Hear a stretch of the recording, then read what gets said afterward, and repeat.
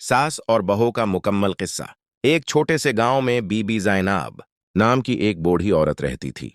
उसका एक ही बेटा था, उमरान। उमरान की शादी शहर की एक पढ़ी लिखी लड़की आयशा से हुई। शादी के शुरू दिनों में सब कुछ बहुत अच्छा था। सास बहू से बहुत मोहब्बत करती थी और बहू भी उनकी खिदमत में कोई कमी नहीं छोड़ती थी। लेकिन जैसे जैसे वक्त गुजरता गया, छोटी छोटी बातों पर गलत फहमियां पैदा होने लगे।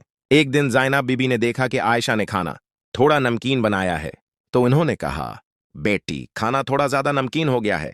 आयशा ने नाराज होकर कहा, अम्मी, आपको तो हर चीज में खामी नजर आती है। ये बात ज़ैनब बीबी के दिल पर लग गई, लेकिन वो चुप रहे। दूसरी तरफ आयशा को लगा कि कि सास हमेशा उसकी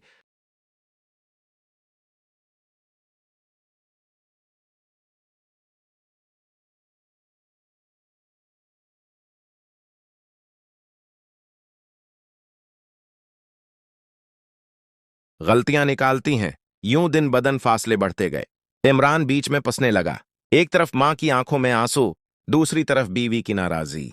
एक दिन इमरान ने दोनों को बिठाया और कहा, अम्मी, आयशा, मैं चाहता हूं कि हमारा घर सुकून का घर बने, लड़ाइयों का मैदान नहीं। अगर हम एक दूसरे को समझने की कोशिश करें तो जिंदगी आसान हो जाएगी। ये बात दोनों के दिल को लगी। अगले दिन आयशा सुबह सवेरे उठी, चाय बनाई और ज़ैनब बीबी के पास लाकर कहा, अमी, ये चाय मैंने आपके लिए बनाई है। ज़ैनब बीबी मुस्कुराएं और बोलें, बेटी, तुम्हारे हाथ की चाय में बहुत मिठास है।